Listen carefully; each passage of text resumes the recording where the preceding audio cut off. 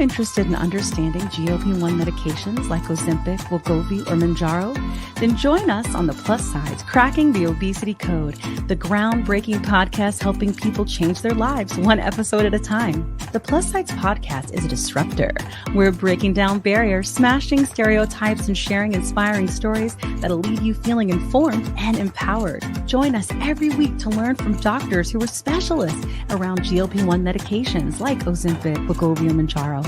They'll provide you with science and facts to validate these incredible stories. But that's not all. We'll also bring you the voices of the GLP-1 Mounjaro TikTok community, real people who face the challenges of obesity-related diseases and disorders and discovered the incredible plus sides of GLP-1 medications. Our episodes are filled with heartwarming stories, laughter, and moments of triumph. You'll connect with our amazing community members who are reclaiming their health and experiencing their fullest lives. Are you ready to embark on a journey of discovery and empowerment? Tune in to The Plus Sides, Cracking the Obesity Code, and together we'll change the narrative around obesity and end the stigma. Subscribe now on YouTube or your favorite podcast platform and join our incredible community. Let's celebrate the plus sides of life together, because every story deserves to be heard. Every life deserves to shine, and everyone deserves access to expert knowledge and medication. The Plus Sides Podcast. You're not alone. It's not your fault.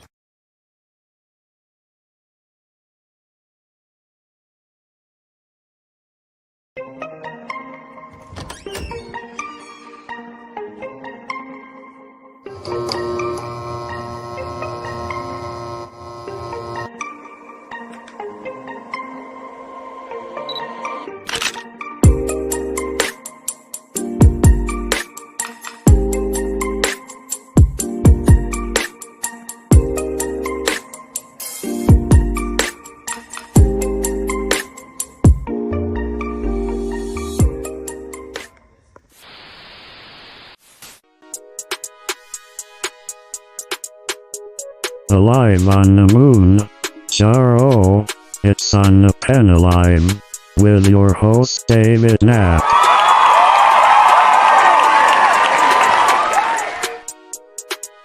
Thank you, Claptrack, and happy Thursday night. Welcome to On the Pen Live. I'm Dave Knapp, man on the Mounjaro. That's why I'm here. You are on the pen.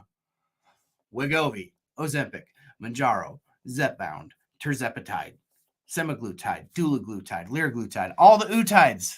That's what we talk about here on the show. We talk about all things GLP-1s, incretin mimetic therapies, obesity medicine, and we've got such a great show for you tonight. If you're new here, put an N for new in the chat.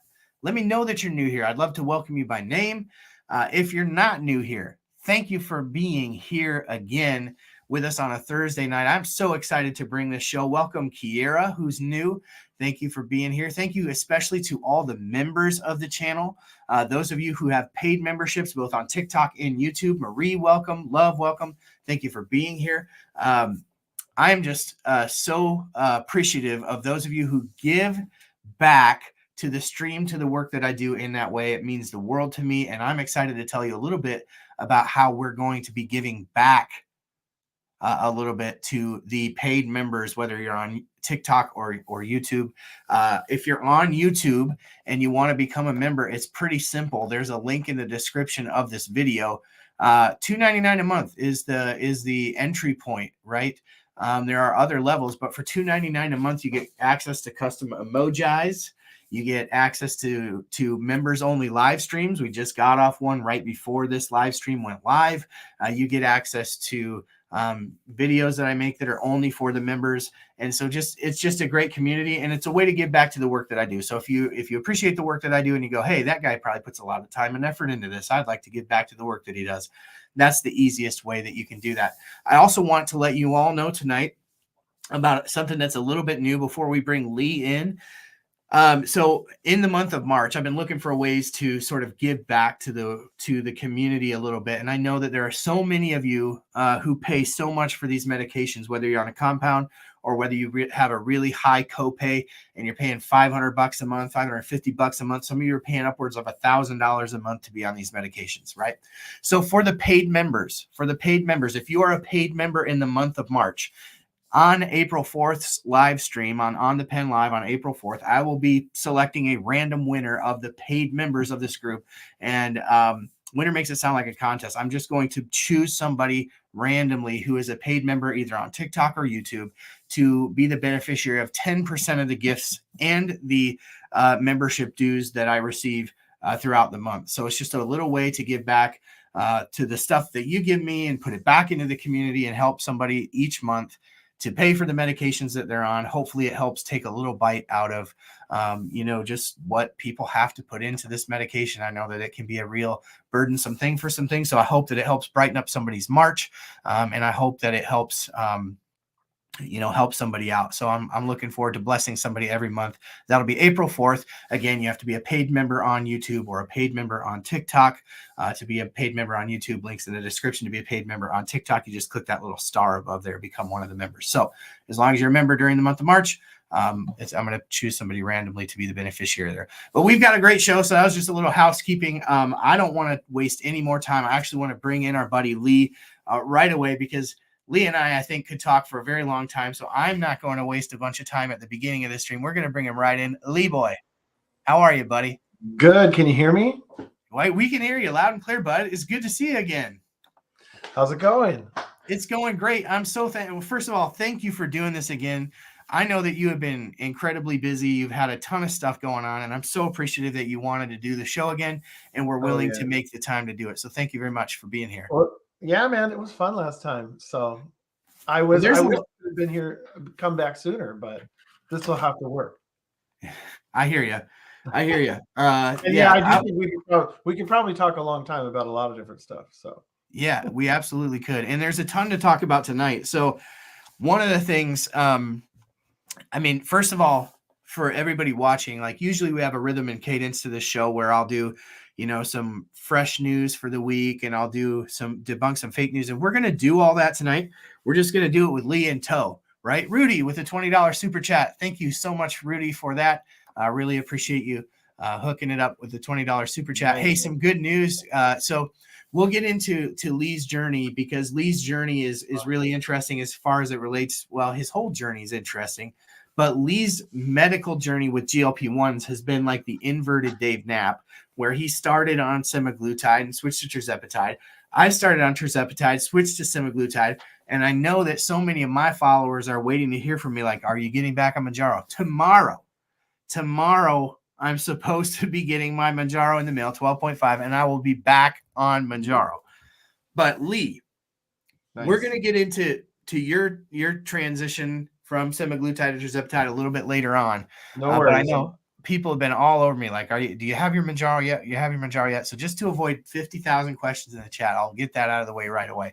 But one of the things, Lee, that happened today was there was essentially a pretty big to do for Novo Nordisk, right? So they had their capital market day today, which they took the opportunity to basically present where they're at with all their pipeline medications and with some of the clinical trials that they've got going on, which is so amazing. Yeah. There's just too much to get into tonight.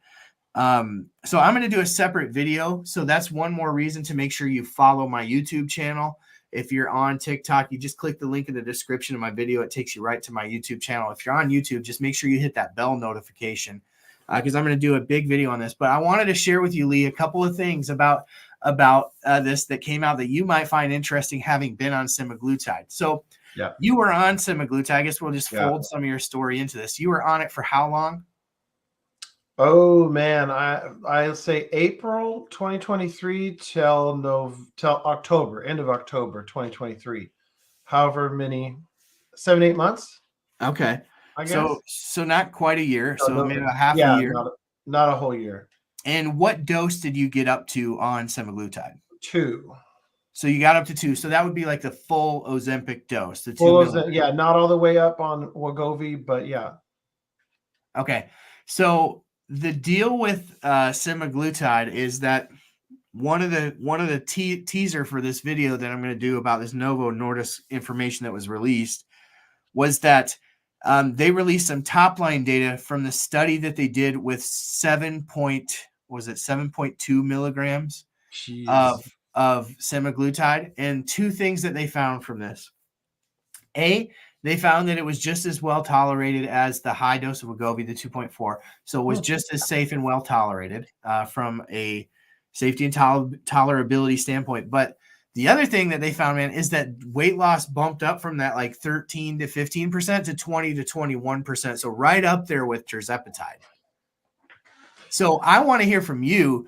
Can you even fathom putting 7.2 milligrams of semaglutide in your body?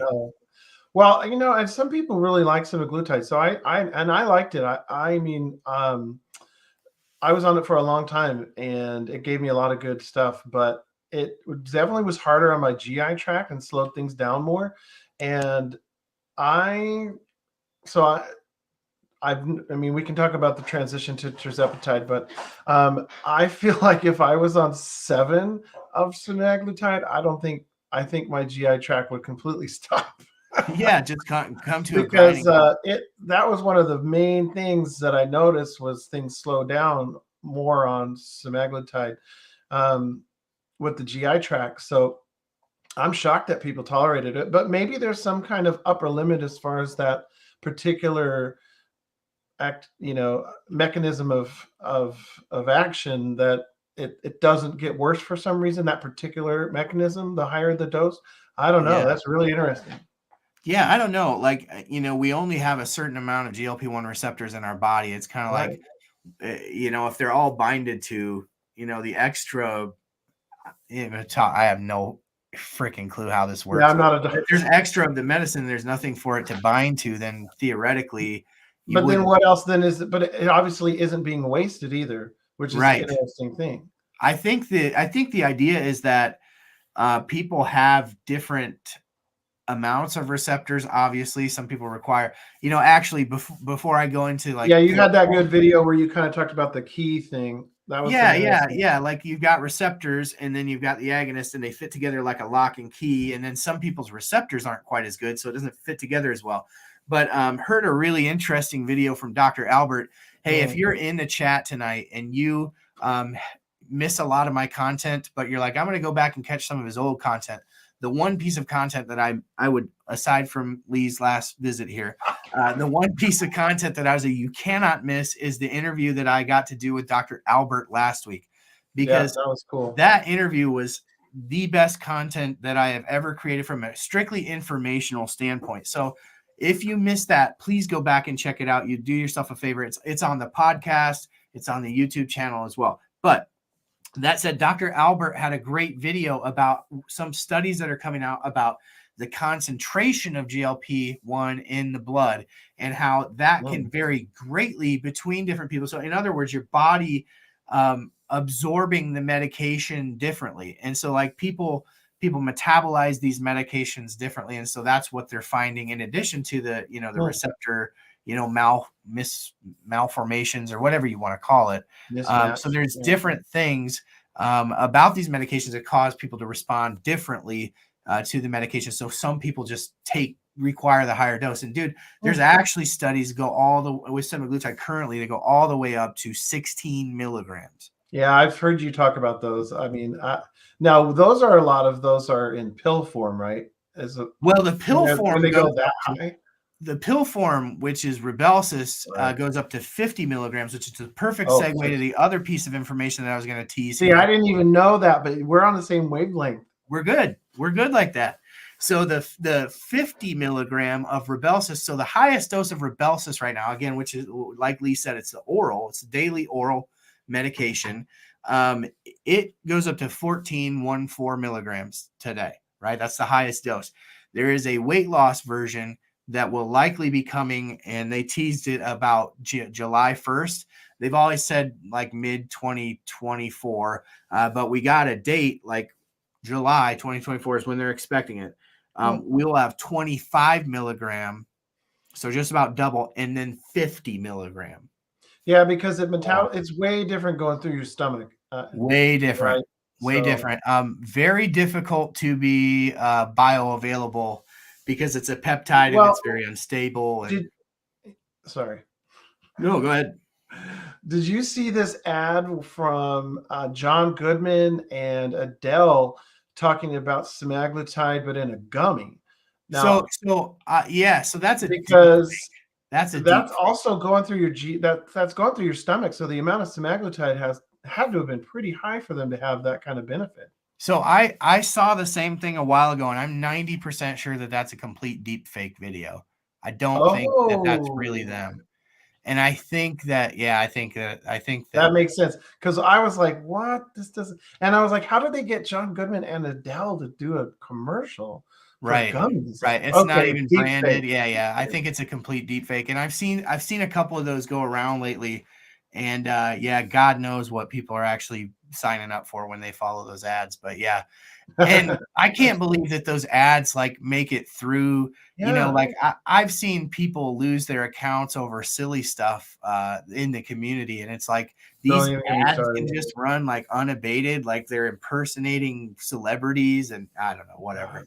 Sidebar. But yeah, the bioavailable, but I have seen to that point, I have seen some of the telehealth companies offering, obviously we don't get too much into the compounds on this channel, but just for a reference point, I've seen some of the telehealth companies that are offering, somebody in the chat can answer this to me. I can't remember the name of it, but it's like a dissolvable, it's not a chewable, but it's like a dissolvable thing, lozenge type thing that is semaglutide. And I look at that and I go, okay, if the oral version that you digest is unstable, one that you just suck on like a lozenge has to be way less bioavailable as well. So I don't know what to make of that, but that's kind of stuff does exist. To your point about it going through the GI tract and surviving, I don't think it can possibly do much. Yeah, no, but I mean, I think some people are so reticent to do an injection that I'm glad that option's available with the Rybelsus, but Yeah, I don't know. I'm interested in it. I mean, I believe that the 50 milligram got up to Wegovy level weight loss, and with Rybelsus, you really didn't see much weight loss at all. So it's clear that the higher doses are helpful, right? Helpful, right? Yeah, I think I see some people in the chat complaining about ads. I YouTube was looking changed, at that. yeah, YouTube changed something about how the ads are distributed, and unless I go in and change it, I think it can just show more ads. And I may have forgot to tick something off this time. So something to think about next time. But yeah, just I guess you'll just have to survive some ads. We did it for the last 50 years on television, so I think we can make it through one episode. Yeah, I'm not sure. It might have just been the one person having trouble from the looks of it Okay. too. So if you see an ad, just like it's an easy way to support me. Just watch it and then hit skip ad. Easy peasy. So yeah, so the Rybelsus news and the higher dose of semaglutide, but there was so much other stuff in this, like they have a twin they have a GLP-1 GIP agonist in phase 1 trials like tirzepatide, right? Their own version of that. They have the amycretin and they have CagriSema. They have all sorts of stuff to talk about and like really interesting data. Say Triplet Dad's here. Hey buddy, how are you? Good to have you here, bud. Yeah, we get some TikTok crossover here tonight. So that's right. So yeah, just interesting stuff from Novo Nordisk today. The other thing that I kind of wanted to touch on was the savings card issue. People are still having issues running their savings card. Yeah, so back, I don't know how closely you've been following this, but it's no, I went. Yeah, I've kept an eye on it, but you go. So have you followed the Change Healthcare hack a little bit? Yes, definitely. Yeah. So first of all, I can't believe how little the media is not talking about the Change Healthcare hack. Dude, people's social security numbers, their health records, their addresses, all of that information went into the hands of people who don't like us, right? Yeah. That's not good. That should be so every live that I come on, I've kind of been plugging like you need to probably think about putting a credit lock on your credit right now because you just don't know what information is floating around. At a minimum, be monitoring your credit. If you want to take it to the other level, you may want to look at locking your credit down. These are all decisions you need to talk to maybe like your financial advisor about, but something to consider because your information is out there And that's a scary proposition. But people have been, obviously, since this happened, having a heck of a time getting their scripts filled, and it's caused all sorts of havoc with the savings cards. So today or yesterday, we saw Lilly released a new card for Mounjaro. So like there's a new savings card that you can go download. And I think that I kind of have a handle on why they're doing this. So I think what's happened is like people went in and they tried to get their script filled when this first happened. And so their prescription is like 50% of the way processed at the pharmacy. So every time they've gone in to see if it's working and if the card is working, they try to run it through from that 50% mark, and it still doesn't go through. I think what's happening, what needs to happen is the pharmacy needs to start that transaction over, like cancel out the whole transaction, run it again, and run it without the savings card, and then apply the savings card after the fact. Also, there's an e-voucher, and I got to study this stuff a little bit more, but there's an e-voucher that will automatically be applied if they don't run the savings card, which can help you save some too. But basically, I think Eli Lilly calculated with Mounjaro is like, it's harder to get pharmacies all on the same page about rerunning this entire script. So we're just going to send out a new savings card, then they'll sort of have to rerun everything. So I kind of think that's my theory behind it, but definitely people, if you're having issues running your savings card, the easiest thing to do is just switch pharmacies. Just to have your prescriptions transferred somewhere else. That restarts the whole process, and hopefully the pharmacy that you move it to is a little bit more, on the up and up with how to do these. But yeah, so that's what I got tonight. I'll have more on that in the future as I wrap my head around exactly what's going on. But I don't think anybody really knows for sure right now. But and what's that savings card bring the total price down to? So it depends. It depends on whether we're talking Mounjaro or Zepbound, first of all. But if you're talking Zepbound, that's going to be probably most of the people inquiring. So it's going to take it down to $550 if you have insurance. If you have insurance through your employer that doesn't cover it, right? And then if you have insurance that does cover it, it's going to take up to $150 off your copay. So there's a pretty wide variant there. For some people, it actually would work out better if their insurance didn't cover it, because their copay might be $800 or $900. And so you take $150 off that, you'd be better to not have coverage. But in that case, maybe the e-voucher is something to look at. But yeah, we'll talk more about that more in depth about that on a couple of short videos that I'll do as soon as I wrap my head around all of that. But you don't have to worry about the savings card, right? So you're first of all, who are you working with through telehealth? I use IVEEM. Okay. Yep. And I've been with them since December. My insurance is a state employee benefit plan, and they just won't cover it. If I was diabetic, I guess fortunately I'm not. I never quite got there. And I think even if I was diabetic, it would be a challenge. But I haven't had to look at that because that wasn't me. So for me, though, they just don't cover it, period. They'll cover Ozempic for diabetics, but Mounjaro is a blanket not covered, period. So now that may have changed, but they certainly won't cover it unless you're diabetic. So I went with IVEEM. They can help with getting your prescription filled if you have insurance. They can get your PA authorized if there's coverage, but I use them for compound tirzepatide. So, and I've been on compound since I did compound semaglutide starting in probably May or June. I was just paying out of pocket for Ozempic for a couple months just because I wanted to try it. But then I was like, this is crazy.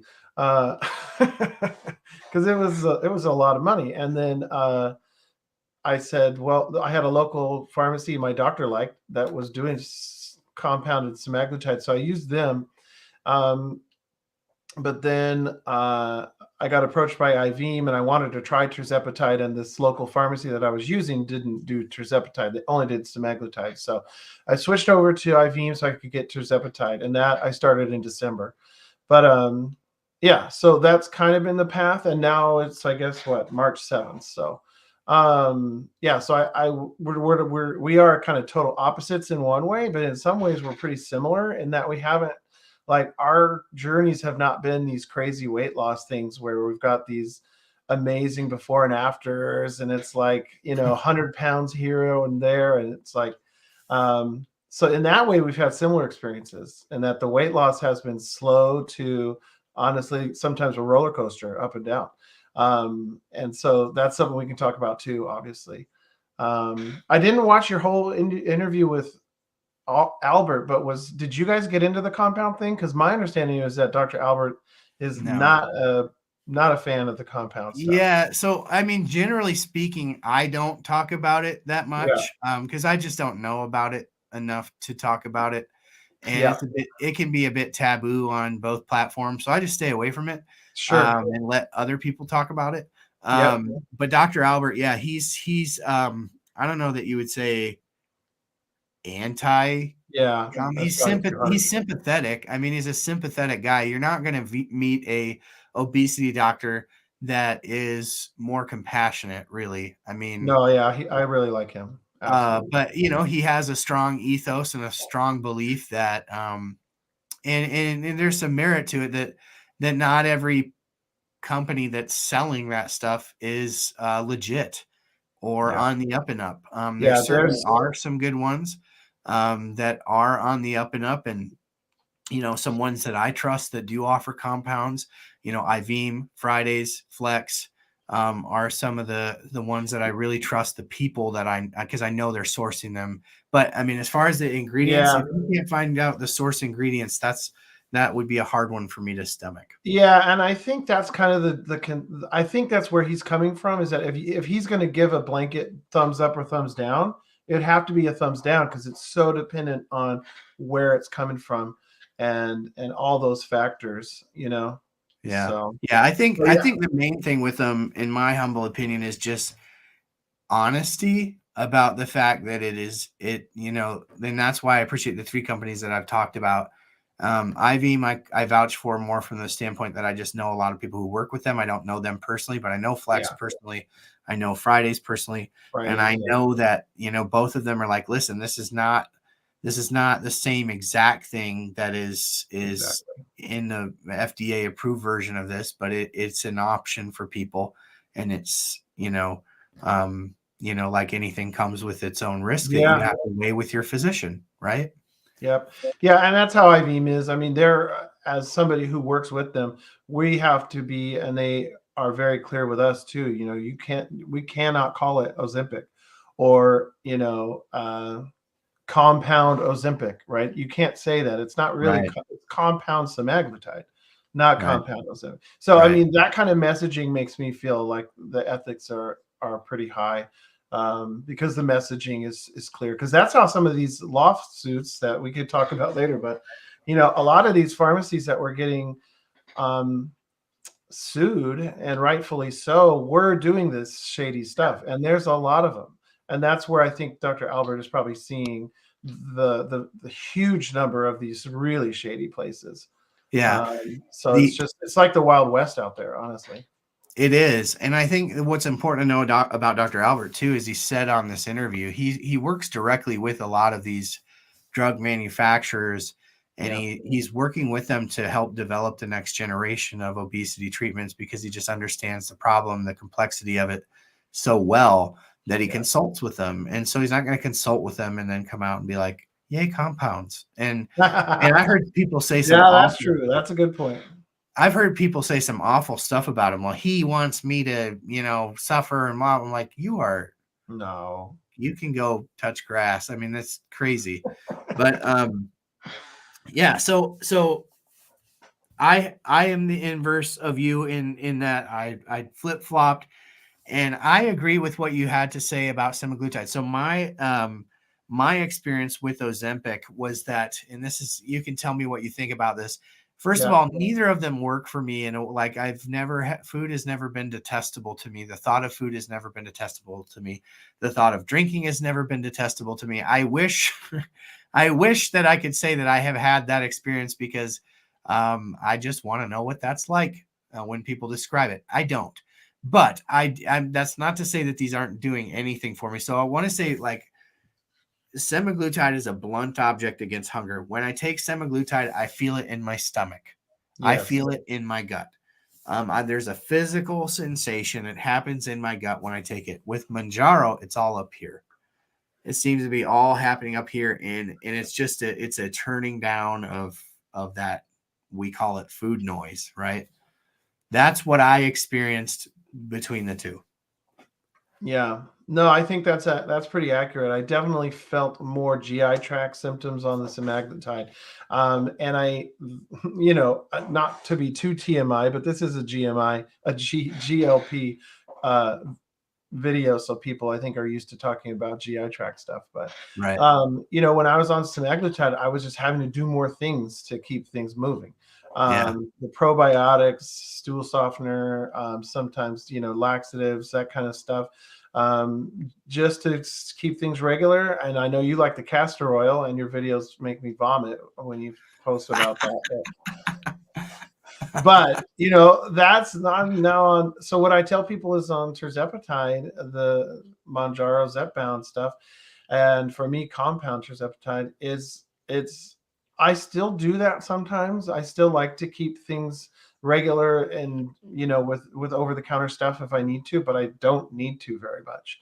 But I get that same food noise coming down, feeling that I did get on Ozempic too. I just get it similarly with less side effects with tirzepatide, maybe a little more, but it's I hesitate to say more because it just feels different.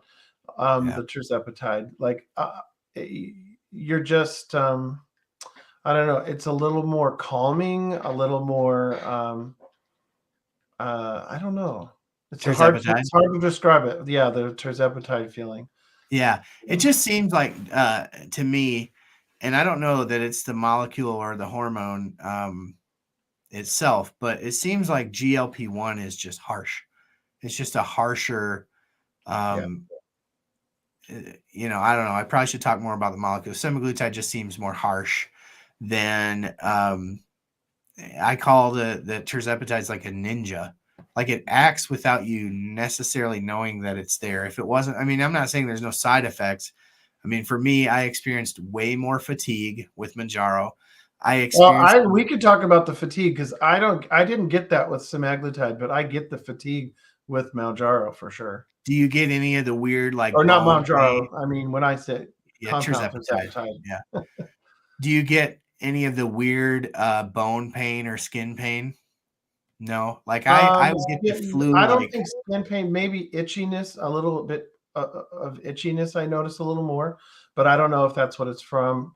It's not like horrible, and I don't think I get bone pain. One of the weird things that I noticed with tirzepatide is the whole time I took it, my ears itched constantly. Like, I was obsessively, like, I'd go to town with a Q-tip. I mean, this is terrible, but I would just go to town. My wife would be like, "What are you doing?" As soon as I got off tirzepatide and onto semaglutide, it just went away. So and I don't know, maybe it's not, but what I did learn this past month, and I shared a video about this, is that Mounjaro is actually 5 times stronger in the GIP department than GLP-1. So it's way more a GIP agonist than it is a GLP-1 agonist. And there are actually GIP receptors in your bones. And because of that, was really interesting. Yeah, I hypothesize that that's why people kind of get that achy feeling, or, I think on balance, it's really good for inflammation. And so there's studies going on for osteoarthritis. So I don't mean like you're going to experience joint pain on tirzepatide. It's different. I mean, it's just like that. To me, it was like that feeling you get before you get the flu, when your bones are just kind of like weak and tired. I've got that a ton on tirzepatide. So I'm not looking forward to that, but I am looking forward to the food noise being turned down, because I drive for work and it's impossible to be slapped in the face with all being in the car. Being in the car is a trigger for me. Always has been for food. So I hear you there. Yeah, it It'll be makes really interesting to see if it comes back and how much it comes back, and because then you obviously can pinpoint it, to yep, this is where it was yeah. definitely coming from. If I start going through Q-tips again, like more than normal, we'll know for sure. Yeah. It's a weird No, thing. It no. probably isn't related, but I mean, it was Well, like, I don't know. That's what yeah, I'm pretty lucky because I've had minimal side effects. I'm at 10 uh, on compound semaglutide at this point, and still really just getting the good sort of food noise vibes and mental health benefits. I'm not repulsed by food yet, though, or alcohol. Although sometimes I can feel like it's there, but yeah. not strong enough to do anything quite yet. What But I dose are you on? try. I don't want to just keep going up all the time. I'm going to stick at 10 for a while and see how it goes. So you're on 10 right now. Yeah. Yeah. I would recommend that for anybody. I mean, titrate slowly, see what each dose can give you before you get in Yeah. a yank. But I mean, the clinical trials do show that it's the upper doses that most people need to accomplish the level of weight loss. Yeah. And I think that over time, what we will learn is that some people need 17.5 and 20 and 25 and 30. I Yeah. mean, that's not a suggestion to anybody, but I know that clinical trials are being done for high dose tirzepatide, just as they're being done for high dose semaglutide, because some people just need that. I think that's probably us, but TBD, right? Yeah. Well, I mean, and I was talking with somebody today on TikTok about sort of it's sometimes hard to feel like going up because you feel like I should have done better at the lower dose. There's that. I think all of us who struggled with obesity carry that guilt stuff around really bad. Oh, And yeah. so when you're not having success at 7.5 or 10, you start to feel like you don't want to go up because you somehow failed at 7.5. Does that make sense? Yeah. Or I failed at 10, but really you just needed 12.5 the whole time. And Yeah. you should be accepting that help instead of feeling bad for needing it, because it's not Yeah. anybody's fault. So if I'm not feeling like I can successfully wean off alcohol, for example, at 10, I shouldn't beat myself up for needing to go to 12.5. Yeah. But it's I think just a human reaction to feel guilty about not being able to do better at lower doses. I don't know why. Does that make any sense? It 100% does, dude. I think when I say we, I mean you and me, and I'm sure that people in the audience would agree. I beat myself up over stuff. Like I was talking to Sue, the dude on the phone. He's one of my moderators over Yeah. here, and he's become a good friend of mine. And I was talking to him on the phone. I was like, man, like I know that obesity is a disease, or I know that metabolically I struggle to lose weight. I know there's a lot of biological reasons, but I was like, man, I sabotage myself sometimes. Like being in this car is a disaster for me. Being in a car all day is a disaster because I get bored, Yeah. and then I stop at the gas station and I eat a bunch of crap that I shouldn't eat, and then I sit for 4 hours in the car. It's just a bad recipe for me. I'm like, I can't wait to get back on Mounjaro, because I was doing some driving back when I was on the higher doses of Mounjaro, and it was like I didn't even care. I could pass it, Chick-fil-A in the rearview mirror and whatever, and I just didn't care. With Ozempic, it's like I've got to get some food in me right away in the morning and let it sit in there and feel that fullness, because I'm going to be thinking about food all day because I'm bored in the car. And when you said like the car's major trigger, like I never really thought about it in that way, but it 100% is for me. If I'm in the car and I'm driving alone, Oh yeah. I need human interaction to really like be in my element. You need to So talk to the barista or the if I don't have human interaction, I like need to be eating or something. So, like I said, I feel like but he's like, dude, you're too hard on yourself. You've got food noise like crazy, probably linked to your biology and all that stuff. He's like, just stop being so hard on yourself about it. I'm like, yeah, you're probably right. But I mean, it's a tough road to toe when you don't respond to the medications like other people do. I want to touch on something that you mentioned, because I saw your video about trying to pull back on drinking alcohol, and I kind of the same thing. I saw your video and I was like, man, I really need to follow Lee's lead there, because like cutting back on alcohol is probably the one area where I'm like, if I didn't give it if I gave everything the old college try over the last year and a half, that's probably the one thing that, if I'm being completely honest, I haven't. And Oh, I'm so, with you. And maybe that's the driving factor for the slower loss. That's one of those things that I always am saying to myself that if I could do better in that category, maybe that's again though I'm looking for things to blame myself for, that right. guilt I'm looking for, and then but alcohol, dependence or addiction or whatever it is, it's just as much as a disease as any of these things. So Sure. if you need the help, I got to convince myself that it's okay to Yeah. accept that. Yeah, for sure. One of the cool things is that semaglutide, I'm sure you know this, but as for everybody in the audience, there are clinical trials going on right now for alcohol dependence and treatment using semaglutide.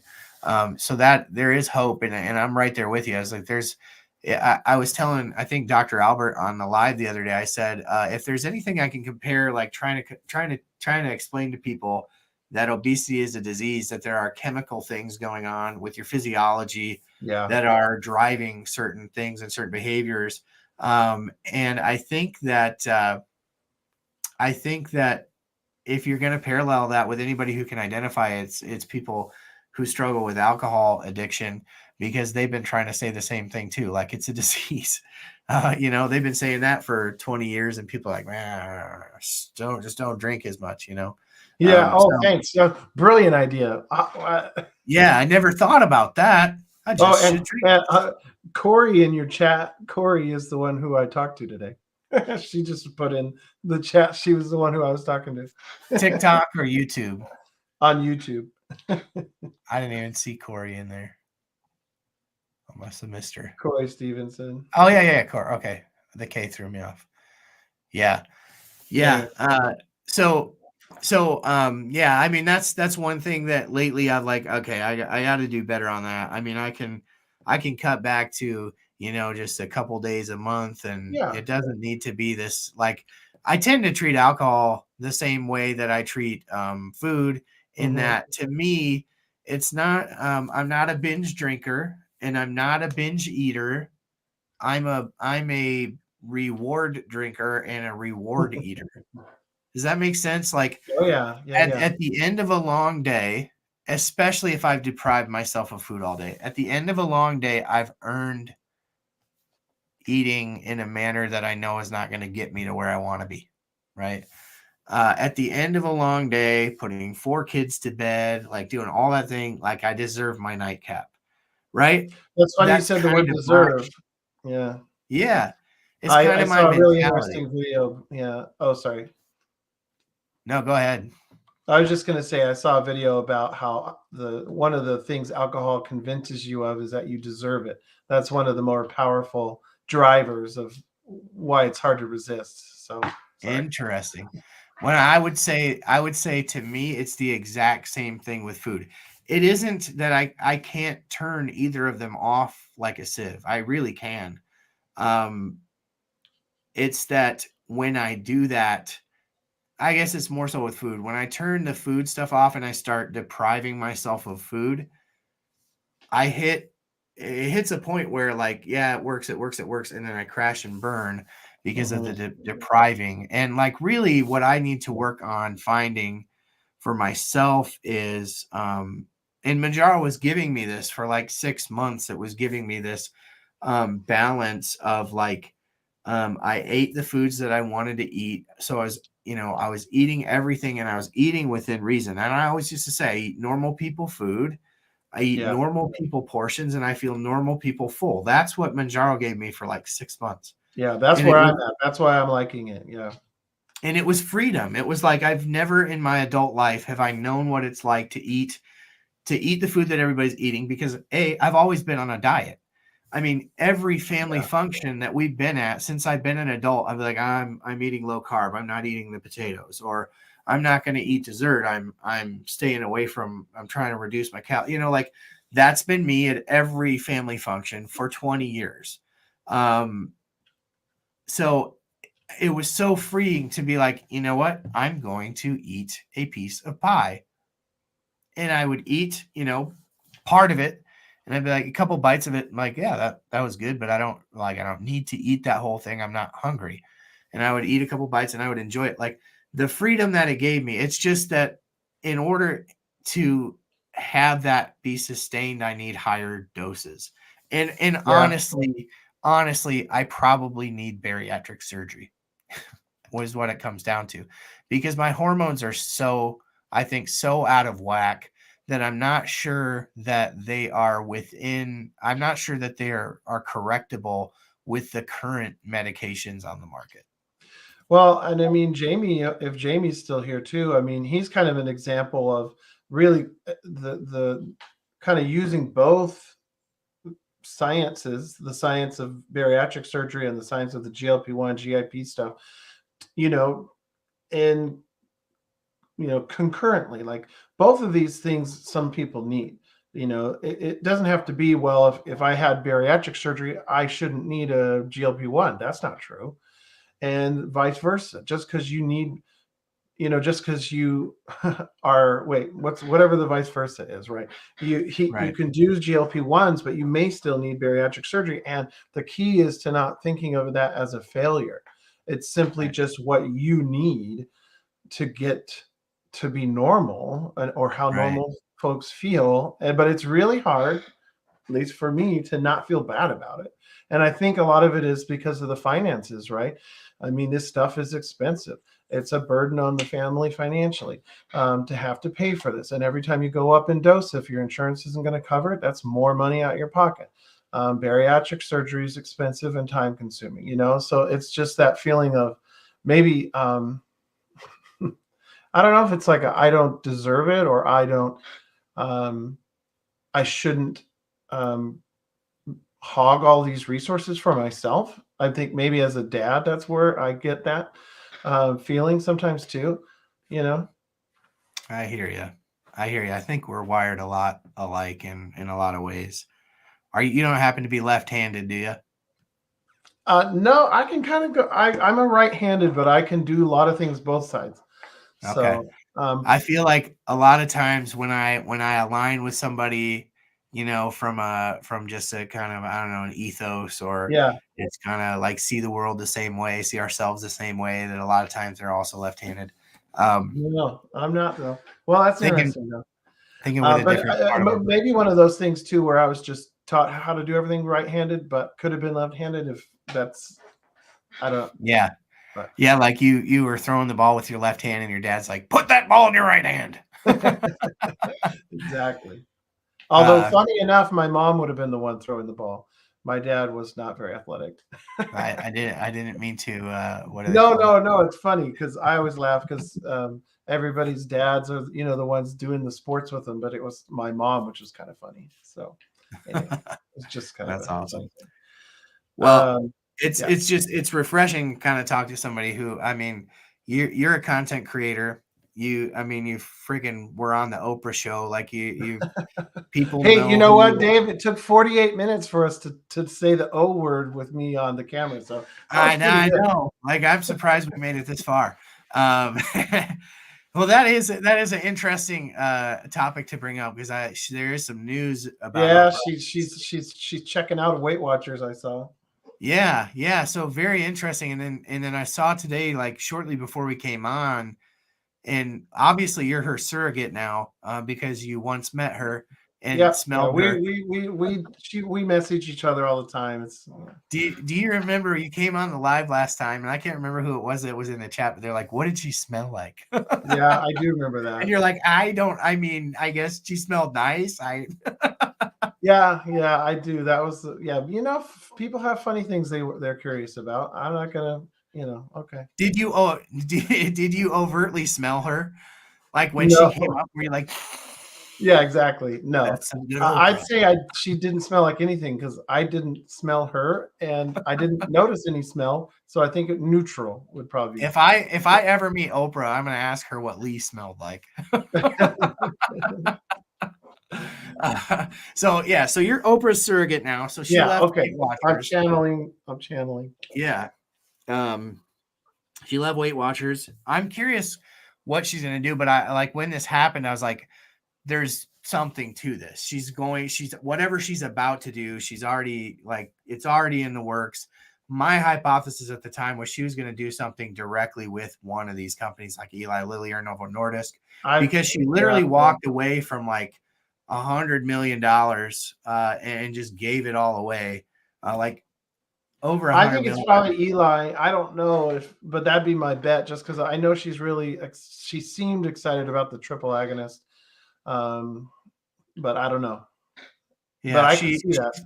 She's got apparently a special that is on ABC like this week about GLP-1. So, I mean, she basically said, I'm not going to go for re-election of this board, and I'm going to give all the money that I have in Weight Watchers away to the African American History Museum, and which is great for them. I mean, but like she's like $100 million, so it's like wherever she's going, she's going to be recouping that, whatever she's about to do. So it's just an interesting move. And I naturally, since you met her, I want to know why she's doing it. I'm sorry. I saw somebody down in the chat and it distracted me. You're supposed, you're just supposed to be answering. There's Lee's face. I didn't realize you could see him here. I think somebody came over from the TikTok. Oh yeah. YouTube, because you can't see me on the TikTok. Hey everybody on TikTok. I'm live on TikTok. And yeah, they cannot see you. They just see basically my profile and me staring at the screen in front of me. But there are 65 people hanging out with us over there. So thank you for being with us, TikTok. Make sure you hit that like and make sure that you follow the live creator if you're new. If you're on YouTube, make sure you hit that like, hit that bell, and hit that sub. Would appreciate that as well. And make sure that you give @LeeFitsIn a follow. Lee's on TikTok. YouTube too? I'm on well, I technically am on YouTube, but I stopped posting videos because YouTube's a whole different thing. But I'd rather people definitely go to Lee Fits In on Instagram, because TikTok's gonna get banned. So yeah. So we were talking about that right before we came on. I was like, so listen up, TikTok. And we can talk a little bit about this. I mean, we don't have to get we don't have to go too crazy on the but the interesting thing, if you haven't followed it, is there was a I don't know what you call it when it's in a committee. It's not technically a bill if it's in a committee, but it's a bill. Yeah. It's a resolution. A resolution. So there's a resolution in the House. What is it, the Ways and Means Committee or Commerce? Energy and Commerce. Yeah, Energy and Commerce Committee. Basically, what this would do is it would require TikTok, their parent company ByteDance, to basically divest from China within 165 days. And if they didn't, then Apple and Google would potentially face some sort of, what's the right legal term for, they'd slap a fine on them. Yeah, $5,000 per day per user. So an astronomical sum. Yeah. So basically, if that makes it to and this has bipartisan support, right? And I don't want to unanimously. My congressperson is on that committee, and I called her today, and I was like, "This is just not the right way to handle this situation." But so I don't support it. Whatever. She didn't listen to me. She still voted for it. But I gotta think, if we're getting bipartisan support in Congress for something like that, they gotta know something that we don't. Well, this is why I was curious about the State of the Union tonight, and I'm going to watch it later. Is my hope is that Joe Biden maybe put something out there to be a little more concrete, because so far it's been very veiled and hard to know what the threat is that they're so concerned about that they would ban the app. But I was, since they passed it today in committee unanimously, I thought the timing was interesting, because they only introduced the bill 2 days ago, slammed it through the committee, and got it passed on the same day of the State of the Union. And my thinking is, well, maybe that's going to open the door to him explaining just what it is they're so concerned about. And maybe, because I'm open to it. If there's concrete evidence of the threat to national security, I want to know. Right. But right now it just seems like fear mongering because TikTok does the same stuff that YouTube and Facebook and Instagram, they all do the same stuff, data Yeah. mining Oh and yeah. selling it to the highest bidder. Yeah. Um, I had a lot of reservations about going over there as well, but then I was like, I mean, how much better is it for anybody else to have it? I mean, they all have everything they all have anyway. everything. I mean, Yeah, but is how much more dangerous is it for but Zuckerberg or Bezos or anybody to right. have all this data? But Yeah, but arguably, the counter argument is those are American based companies and under the thumbs of the yeah, federal government. exactly.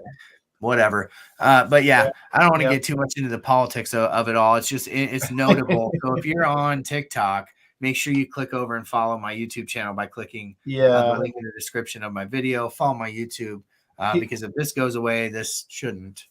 here's what I think, because again, I don't want to chew up too much time on this particular one, but the reason I think that TikTok's in big trouble is because it doesn't matter who's running for president; both of them are supporting banning TikTok. So Right. TikTok's in trouble. But I will say this bill, and this is the note for everybody who's listening, is in this bill it says that should you be designated a foreign app that's going to be deleted or banned, and that would include TikTok, the users have the right and the provider has to give the users their content. So upon request, the user can demand a copy of all their content in the app, and the app provider has to give it to them in a usable format but prior to the app being banned. Huh. So a kind of unique thing that I don't think had been talked about a lot, but if you're concerned that you're going to lose all your data and your videos and all that, the bill says that they're supposed to give it to you in a usable format if you request it before they get banned. So Interesting. interesting Yeah. little factoid. Yeah. So for those who have sort of like made their home over there on TikTok, welcome to YouTube. And I've noticed that the mass exodus is mostly seem to benefit Instagram because of just the short form, the reels, the things like that, which Yeah. YouTube is just not very. But I personally like YouTube better than Instagram. I do too. I was thinking about this tonight, and you can, take this analogy for what it's worth. But, to me, TikTok is like Walmart in that, like, it's got everything that you could possibly want there as far as content goes, but a lot of it's just junk. Right? Yeah. It doesn't mean to say that there isn't good things there, but there's just so much of it, and a lot of it is just crap. Over here on YouTube, it's a little bit more, I don't know, mentally stimulating because you got to invest a lot of time in YouTube. Like, it's long form content. So you don't want to invest 15 minutes of your life or 25 minutes of your life watching something and not like be better for it in some way. Like you can scroll through TikTok for just as long as you can scroll through YouTube, but you could just feel dumber for having done it on TikTok. That's not to say that you can't hear, but the content that I seem to consume over here is a little bit more mentally engaging. So I agree. And there have been alternatives like Clapper that I've tested out, and they just don't work like TikTok. And but there's really nothing like YouTube. yeah. Yeah. But yeah. So I look forward to having a lot more creators on here. If TikTok goes away, a lot more creators come on here and share a little bit. yeah, I think it'd be a more natural fit for me probably than Instagram. Yeah. And until I lose a bunch of weight and then I can post all those thirst trap Right. photos on Instagram, Yeah. then I'll be on Instagram. Thirst trap. Lee Yeah. fits in. There's got to be some sort of dirty reference you could throw in Dad there. thirst traps. Oh man. Well, until that day, we can just imagine. Mercy. So we've covered a lot of stuff tonight. The one thing that we wanted to talk about with you tonight too was some of these lawsuits and where they're going. Yeah. Oh, thank you. Yeah. So yeah, fill us in on what you got on some of the lawsuits facing Novo and Lil. Yeah.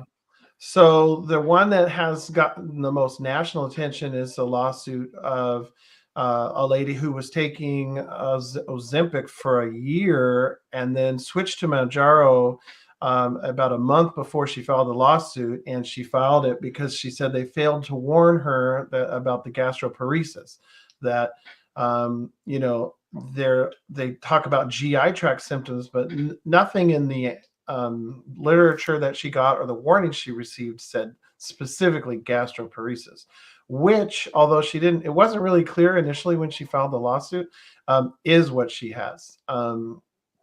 She does have gastroparesis. So she was vomiting, she was losing teeth because of how much she was vomiting and just having all these issues. Why she stayed on it and then switched to a different GLP-1 after dealing with everything she had dealt with on Ozempic, I don't know. But anyway, that's the claim, is a failure to warn. Both Eli Lilly and Novo Nordisk moved to dismiss her case because they said they gave adequate warnings. That kind of everywhere on all their literature is that this is how this stuff works, right? It slows your GI tract down. And that, you know, all the things that she complained about, which were symptoms of gastroparesis, were in the warnings, even though the term gastroparesis weren't necessarily. So, but the judge, it's in a federal court in Louisiana, and the judge did not throw it out and said it's kind of a factual issue that you guys are going to have to. So for folks who don't do a lot of litigation, when you file a complaint, then you go into this period called discovery, where both sides get to dig in deep to what's going on and who knew what, when, where, and you get all kinds of information. It's very expensive and time consuming, but you can try and dismiss a case before it gets into that phase. And that's what they tried to do. They tried to say, we don't even need to look farther than the complaint, and the case should be thrown out. Well, the judge denied that. So they're going to be litigating this, and there's going to be discovery, and there's going to have, you know, subpoenas and depositions and all those things that Eli Lilly and Novo Nordisk are going to have to deal with, because the judge did not throw it out and said it's a factual dispute whether the warning was adequate. So that one is trucking along. In Washington State, there was 2 lawsuits trying to say that insurance companies should be forced to cover obesity medications, specifically GLP-1s, and bariatric surgery too, because some insurances don't cover that, or put just obnoxious requirements before they would ever consider bariatric surgery. So the interesting twist on those is that they said that by denying treatment for obesity related medical treatment, bariatric surgery, or these what GLP-1s, is discriminating.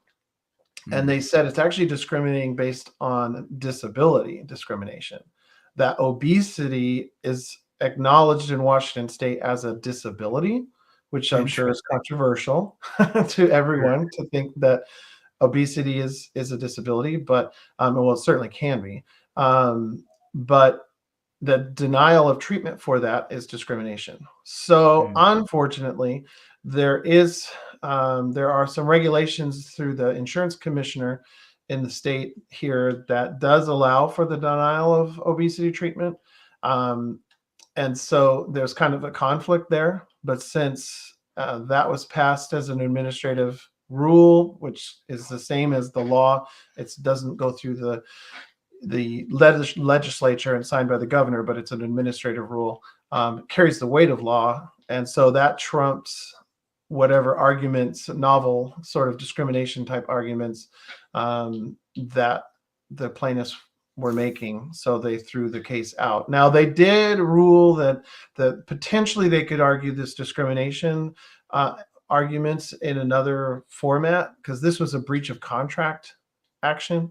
And so potentially they could have another type of lawsuit that could get those regulations overruled. But while those are in place, there's not much that can be done. So so those both got tossed. And I haven't put that on my TikTok page yet, but that'll be an update that comes out, that those aren't going anywhere anytime soon, to force the insurers to cover these treatments. So I think the biggest tool that we've got is political, and getting the federal government agencies who sort of put out treatment guidelines to update them to include treatment for obesity as preventative medicine, because currently that's and Yeah. having that be acknowledged as an appropriate treatment for prevention of disease. It's shocking to think that treating obesity wouldn't be considered preventative medicine, but it's currently not, Yeah. and getting Medicare to cover it. Yeah. Those are the big things that could shift the tides totally. Yeah. Obviously, yeah. So, I think the Treat and Reduce Obesity Act is always worth mentioning here when you talk about mhm, reaching out to your representatives. And if there's yeah, one thing that you can easily do, if you're on TikTok, I know Tay has this, I think, pinned in her description of her bio. If Tay's still in here, Tay, pin yourself. But basically, the Treat and Reduce Obesity Act is designed to reverse legislation that exists from I believe, the 90s that basically banned Medicare from covering obesity medicines. The reason was, at the time, the obesity medicines that were on the market were mostly cardiac stimulating drugs like phentermine, fen, that were mhm, proven to be exactly. not so good in the patient population that Medicare covers, which is going to be the elderly population, um, who are all a lot of them on blood thinners and have stents and all these contraindications for taking something like a stimulant. And so basically they just passed a law that said Medicare can't cover any of this stuff. Well, obviously Yes.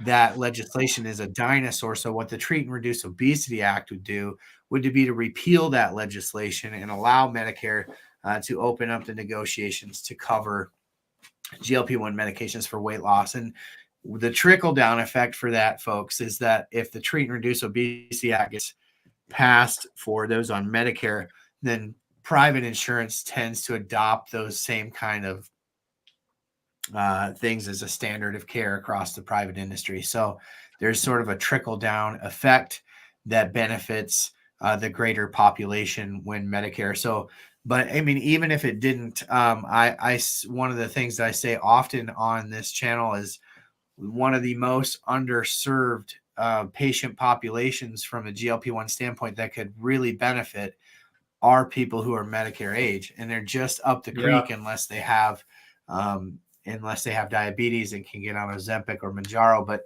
some good news outside of Treat and Reduce Obesity Act for our friends who are on Medicare is that we are expecting sometime in 2024, late 2024, for semaglutide to receive the indication for treatment in heart failure.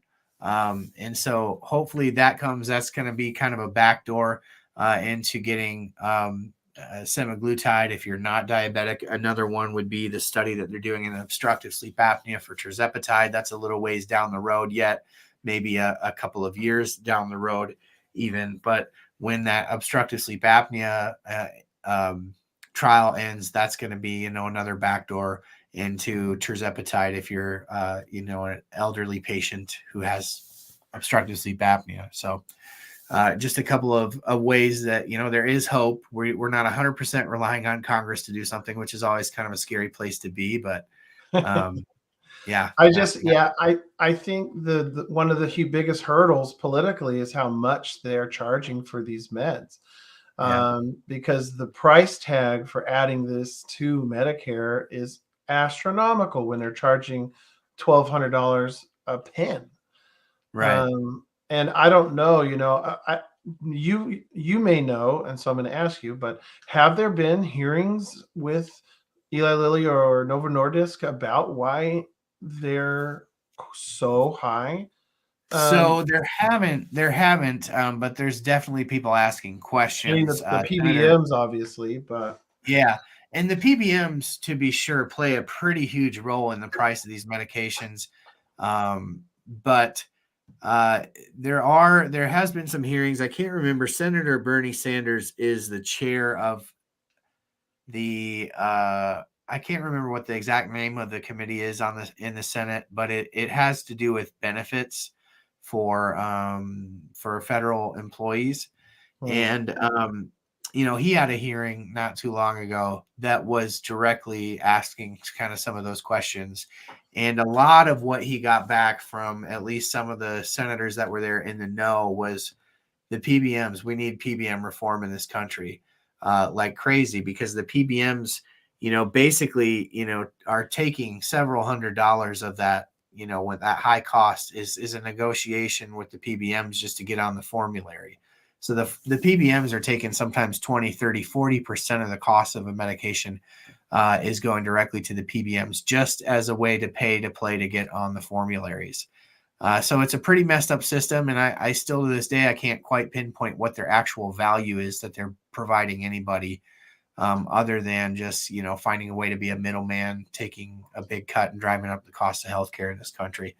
And by the way, blocking people from getting the treatments that they need. Today, on that note, Cigna announced that Cigna was going to add basically a program for employers that made adding GLP-1s for weight loss more affordable. And, whenever you hear PBM saying affordable, just know that means restricting access to patients that need it. But basically, they've worked out deals with Novo Nordisk and Eli Lilly to control the cost, so that the cost never goes up more than 15% annually. But, they're rolling this out with, basically their own version of health and wellness program, which will just be a giant hoop for people to jump through, right? Oh yeah, well, And that's where the Weight Watchers debate comes in. If that's the angle that Weight Watchers is going for, that in order to get a GLP-1, you have to go through a program like Weight Watchers, right? That's the conspiracy. I don't even think it's a conspiracy theory. That's probably not the right way to put it. But when you say those things, that there's going to be these steps that you have to take before you gatekeeping. Gatekeeping. Yeah, it's crazy. We still have so far to go to get the industry and society at large to start viewing obesity as a chronic disease and understanding, what happens to somebody's physiology when they become obese that leads them to, the chronic condition, and why eating less and moving more is such a losing proposition to beat people over the head with. We've got a long way to go, but that's one of the things that we're trying to do, you and I both, with the content that we're making, is just bring more awareness, shine more light on what it's like to live with this disease, because there's some of us that even these medicines just aren't enough to get over the broken biology. And as Lee mentioned earlier in the stream, he's not diabetic, but I believe that you mentioned before that your father was, and that you were teetering before you found GLP-1 medications. Yeah, I mean, that's one of those things that's extra sad is, if this medicine had been around earlier, he maybe wouldn't have had like the disastrous health that he's had the last 40 years, from heart disease, kidney disease, diabetes. He's lost his leg, and suffers cognitive issues because of the advanced diabetes. And to think that there was a medicine that could have stopped all that, and then now it's here and they're still not letting folks have it, to prevent those things from happening, and instead just telling him to watch his weight and watch what he eats and exercise more. Well, of course he knew that in the 1980s, but he couldn't do it, and it didn't work even when he tried, because it doesn't, it's a short-term fix for most people of the diet and exercise thing. You may see some benefit for a few months, but the statistics are atrocious that diet and exercise is going to help you avoid diabetes if it runs in your family. So, yeah. So mine was pre-diabetic, fatty liver disease. Kidneys seemed fine. I don't remember there being any issue with kidneys. And I do have sleep apnea, still have that. But I don't know how much. I don't know. Well, I think obviously losing weight seems like it will help that.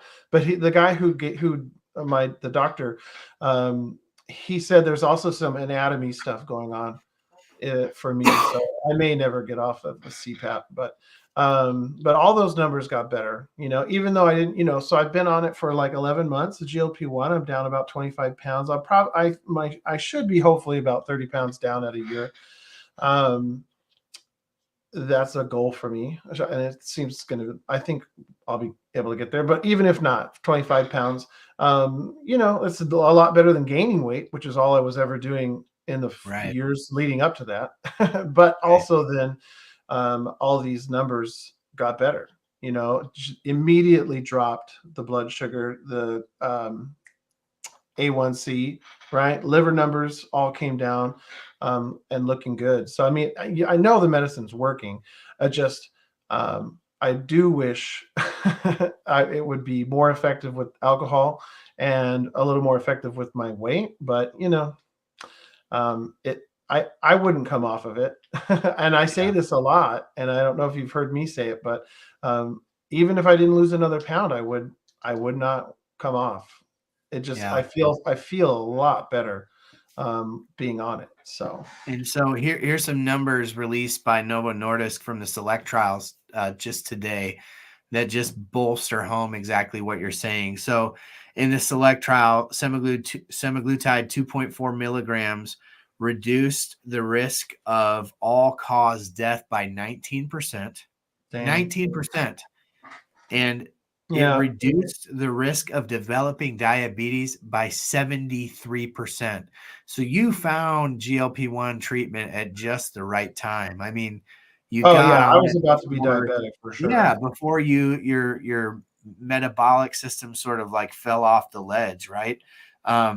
Another astounding stat, right? If you're in the chat, let me know what you think of this statistic. But the chance of you living to 70 years old, if your BMI is between 40 and 50, my BMI, for example, is 43. Okay. So if your BMI is between 40 and 50, you only have a 50% chance of making it to 70 years old. Well, I had just cracked the 40 when I started. I think I was like 40 point something. Sorry, I interrupted you. So even a 25-pound weight reduction has taken you out of that category and potentially increased your lifespan. I mean, this is what we're talking about when we're talking about GLP-1 medications. And when we repeat the mantra of Treat and Reduce Obesity Act and expanding access to medications, this is the kind of stuff we're talking about, because these medications affect absolutely everything when it comes to the healthcare system in this country and the issues that people struggle with, whether it's cardiovascular disease, kidney disease, cancers. So much of those things can be rectified by treating obesity and reducing obesity in the patient population. So one of the interesting things, and then we should probably wrap it up here. One of the interesting thing on the Cowan's call that I followed the other day, where the Novo Nordisk, the Eli Lilly CFO Anat Ashkenazi spoke, was very interesting. What she had to say is that when they're dealing with the insurance people over in the single payer countries, and they're looking at the cost of these medications. Now, what she didn't mention was how much cheaper these medications are to those countries, because they can negotiate the cost of them for their people. Was that they, even though they're paying several $100s a month for the medication for the patients, which is still a lot of money, they see it in the long term. They're able to look at that patient over the lifespan of that patient and how much cheaper it's going to be to insure somebody who has their obesity under control. When you think about, the reduction in all-cause mortality, you think of the reduction in major cardiovascular events, all those things, they're able to look at that person and see the next 25 years of their life. Where in the United States, insurance companies look at you as somebody they're going to cover for the next 3 years or 4 years max. And they go, if we cover GLP-1s for Dave today to get him down to an ideal weight, He's just somebody else's benefit in 4 years, not ours. And you say like, well, that should all come out in the wash when people are moving around between different insurance. Yeah, but it's a huge strategic disadvantage for insurance companies to be the first to adopt.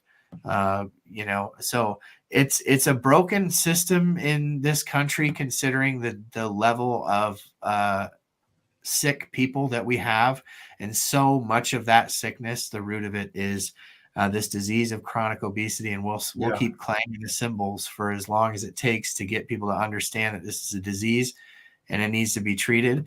And I'm so thankful that you were willing to come on. Oh, I got one more word of advice before we go. Yeah, what's up? Okay.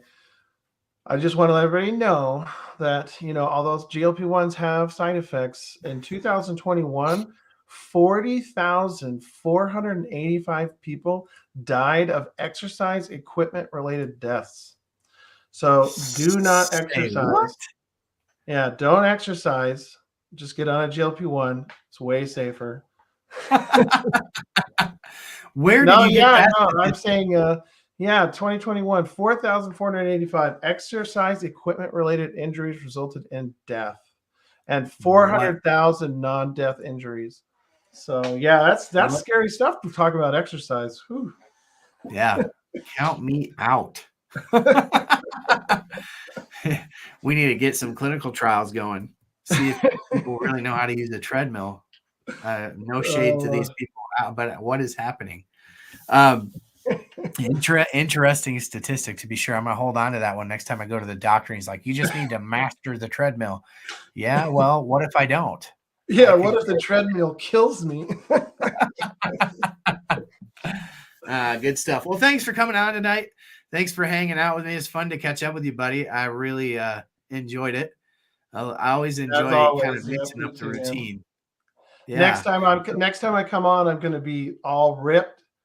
Gonna have my thirst trap photos for you. It's gonna be off.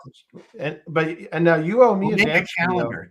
Well, that's what we need to do. We need to find all the dudes in this community who don't lose weight on GLP-1s, and we need to do a thirst trap calendar. No, I don't know. I don't think that would do very well. I think among the people with the right sense of humor, I think it absolutely would. Oh my goodness! Well, this was fun. Late, Dave. It must be getting late, and I'm taking Diet Coke here. I'm not even. I know. I was dumb tonight. I didn't bring something to drink, and so now I'm parched and tired and borderline cranky. Don't be cranky. Okay. Go get some sleep. No, this was good. Thank you for doing this. This was fun. Fun to catch up. I always enjoy mixing up the routine a little bit on the show. I'm sure that they do in the audience. So if we give Lee some love in the chat tonight for coming on the show, make sure you follow him. It's at Lee Fits In. And you're going to find him on TikTok for the next couple of weeks. And then, forever, you can find him on Mark Zuckerberg's Instagram at same handle, at Lee Fits In. And if you're feeling squirrely, you can follow him over here on YouTube as well, at Lee Fits In over here too. Yeah, I mean, it's Sunday. I'll work on the YouTube game. I got to up my YouTube game. But yeah. And everybody follow Dave, but you already are probably if you're hopefully, but that's a good point. Follow me too, and don't forget, you owe me a dance video. I tagged you. You need to get out there and do some dance moves. Everybody in the chat, tell Dave to do some dance moves.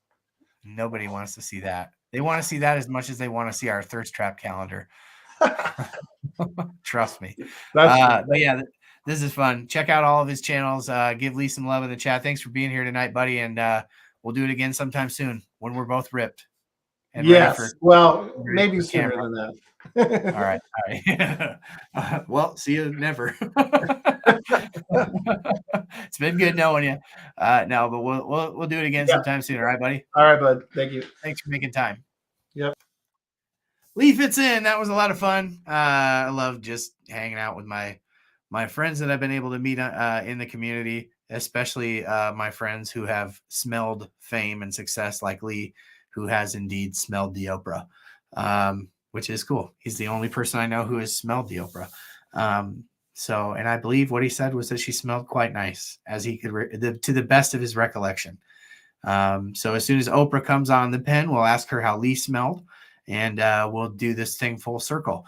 But until then, I really appreciate y'all joining tonight. One more reminder that all the super chats in March, all the gifts from TikTok in March, we're going to take 10% of that, and it's going to go to one of the paid members either on YouTube or TikTok. We'll announce the recipient of that on April 4th on the pen. Just a way to give back for all the gifts that you give me here on this channel, and hopefully help defray the cost of the medication for somebody. So that was one of the things that we announced tonight. Also, be looking for a really cool update on a lot of information that we learned today from Novo Nordisk, because I'm telling you, there is a ton of information. You know, all the cool things that we know about Eli Lilly and retatrutide and orforglipron and all those things. There's equally amazing stuff, maybe even more impressive stuff going on with Novo Nordisk, and they announced a ton of it today. We're going to do a special video on that, so stay tuned for that. Make sure you check out the podcast. So if you could do me one favor tonight, that would be to go to the podcast. The link is in the description of the YouTube channel. Click the link to the podcast. Just give it a 5-star rating and a review. We've got some clowns there who have, in the last couple of days, given it a 1-star review without even saying anything. So help build those numbers back up for me. If you would go over, give it a 5-star rating and review. If you have missed the Dr. Albert interview, check that out while you're there, because it is 100% worth your time. That will be your listening pleasure tomorrow on the way to and on the way home from work. Just a great interview. So thank him for doing that. Thank you to our buddy Lee for coming on tonight. Until next week, we appreciate each and every one of you. You're the best part of what I do here on the pen. I could not, would not, should not do it without you. And I can't wait to do this all again next Thursday. Until then, we will see you on the pen. Have a great week, everybody. Thanks for joining us tonight. Appreciate you all.